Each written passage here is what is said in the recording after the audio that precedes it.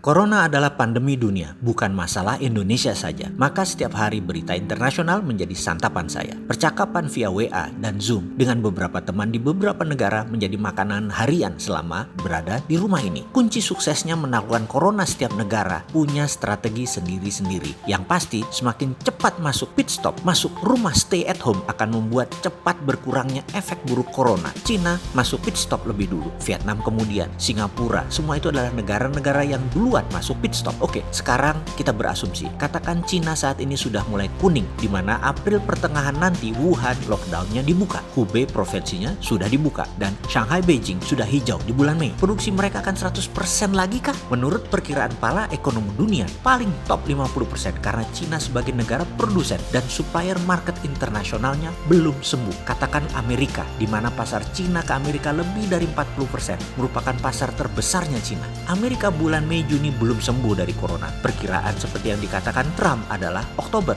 Lalu Corona di berbagai negara muncul, tumbuh, bergantian. Singapura mungkin sama dengan Cina. Juni, Juli tahun ini sudah aktif tapi belum membuka diri dengan internasional. Misalnya Indonesia puncaknya di bulan Mei. Sembuhnya kira-kira apa? 2 bulan kemudian, Juli, September, Cina tidak akan dagang dengan Indonesia pada saat itu. Sampai sembuh bener. Jadi selama tahun 2020, setiap negara yang sudah menang melawan Corona, mereka aktif hanya 50%. Di mana yang diutamakan adalah domestic consumption, market lokal, ekspor ataupun impor sangat selektif sekali. Mungkin untuk amannya hanya energi yang mereka impor, sisanya menggunakan substitusi produk dalam negeri masing-masing negara. Jadi perkiraan analis di CNN yang menjadi referensi saya tersebut, saya setuju. Ini menjadi peluang, di satu sisi menjadi ancaman di sisi yang lain. Seperti dalam tulisan dan video sebelum ini saya mengatakan global economy itu control alt delete atau reset semuanya. You are on your own. Masing-masing negara urus masing-masing negara dalam membangun ketahanan pangan dan ekonomi. Kalau kesehatan saat ini seluruh dunia harus bergandengan tangan atas nama kemanusiaan.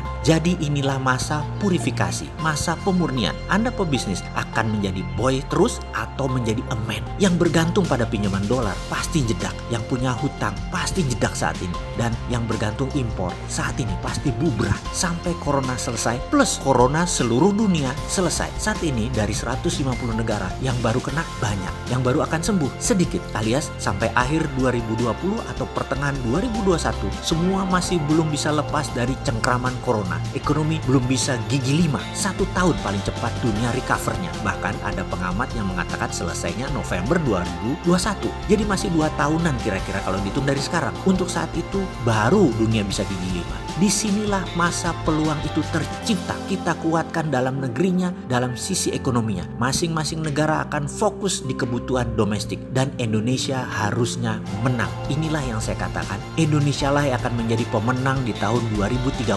Jadi nomor 1, kita harus no box thinking. Kita urai perlahan strateginya. Nomor 1 pastinya gunakan MMT. Gelontorkan pendanaan ke UKM. Tidak pakai infrastruktur bank, tapi buat SKK, Satuan Kerja Khusus. Kita sudah punya SKK Migas. Kemarin saya usulkan ada SKK Minerba. Sekarang kita buat SKK Keuangan, Satuan Kerja Khusus Keuangan, di bawah Kementerian Mensesnek. Punya SKK tadi yang menggunakan instrumen uang keluar distribusinya baru Bank BUMN selama disetujui oleh SKK Keuangan. Terbitkan rupiah biru. Saya sarankan bergambar Pak Jokowi Ma'ruf karena rupiah biru ini dicetak terbatas masa baktinya hanya 4 tahun. Utamakan hanya UKM yang tak ada bahan baku impor dan untuk kebutuhan dalam negeri. Ini ibarat kita lagi main di time zone. Masuk ke time zone, uang kita ditukar chips. Chips hanya beredar di time zone tersebut. Rupiah biru tadi berlaku hanya di Indonesia. Tidak boleh ditukar dengan currency asing. Terjadi penukaran dan ketahuan akan dipenjara 5 tahun. Membawa uang ini keluar negeri, penjara 5 tahun. Sudah mulai kebayang strategi ekonomi berbasis MMT. Beranikah kita melakukannya? Seleksinya bagaimana? Semua sudah kami simulasikan dan sudah ada latar belakang keilmuannya. Sekedar urun solusi loh ini untuk Indonesia